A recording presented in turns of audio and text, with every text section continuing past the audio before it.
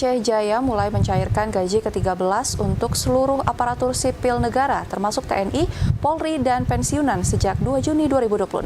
Pencairan gaji 13 yang dilakukan sejak 4 Juni masih berjalan secara bertahap sesuai pengajuan dari instansi masing-masing. Pemerintah Kabupaten Aceh Jaya mulai mencairkan gaji ke-13 bagi aparatur sipil negara atau ASN dan pegawai pemerintah dengan perjanjian kerja atau P3K sejak hari Kamis tanggal 4 bulan Juni tahun 2026. Pencairan tersebut dilakukan menyusul kebijakan pemerintah pusat mula melakukan pembayaran gaji ke-13 sejak tanggal 2 Juni tahun 2026. Gaji ke-13 diberikan kepada pegawai negeri sipil, P3K, TNI, Polri, serta para pensiunan. Proses pencairan dilakukan secara bertahap sesuai pengajuan dari masing-masing satuan kerja perangkat kabupaten atau SKPK.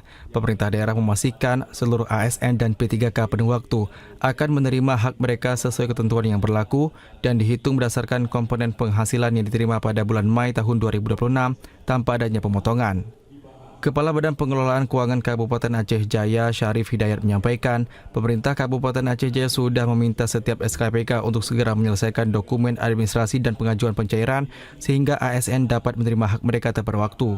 Untuk peningkatan proses pelayanan di lingkungan pemerintah Kabupaten Jaya, untuk bulan ini kami mencairkan gaji 13.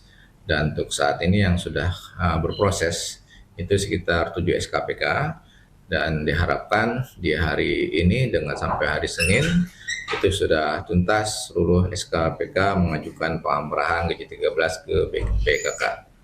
Proses pencairan gaji 13 itu sesuai dengan proses pencairan gaji. Jadi proses pencairan gaji 13 sudah mulai berproses di kemarin. Masuk P3K. Gaji ke-13 ini diharapkan mampu memiliki dampak positif terhadap perputaran ekonomi masyarakat, terutama dalam meningkatkan daya beli masyarakat, terutama dalam memenuhi kebutuhan rumah tangga dan pendidikan.